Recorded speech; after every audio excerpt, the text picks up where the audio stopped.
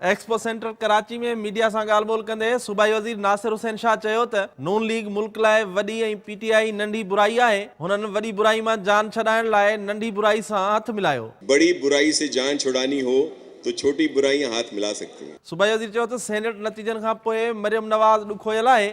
Senate में जमहूरियत जी सोभ थी आहे। नून लीग जेको पोखियो उहो ई लुणी रही आहे।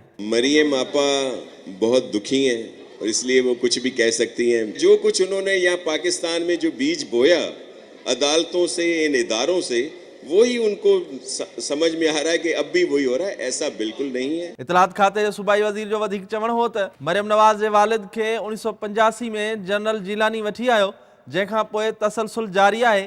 संदसि चवण हो त अॼु अदालतुनि जे आज़ाद फैसलनि ते मरियम नवाज़ खे उहे अदालतूं यादि अची रहियूं आहिनि जिन खां हुननि बेनज़ीर भुट्टो खिलाफ़ फैसला ॾियारिया। जब मरियम आपा के वालिद बुजुर्गवार नवाज शरीफ साहब को जनरल जिलानी साहब ने अपॉइंट करवाया था और उसके बाद ये तसलसल चला आ रहा है, तो वो उनको अपनी चीज़ें याद आ रही हैं। आज अदालतें आज़ादना फैसले करती हैं तो वो उनको वही अदलिया याद आती है जो उनके कहने पे पीपल्स पार्टी या बेनज़ीर साहबा के खिलाफ फैसले देते थे। हुन चयो त जेकी 50 जो नोट ॾेखारे चवनि था त हुननि करप्शन नाहे कई, वाकई हुननि 50 रुपयनि जी न पर किरोड़नि जी करप्शन कई आहे। वो जो 50 रुपए का नोट लहरा के कहते हैं कि हमने करप्शन नहीं की, तो वाकई आपने 50 की नहीं की, आपने खरबों रुपए की है, तो उसका हिसाब उनको देना होगा।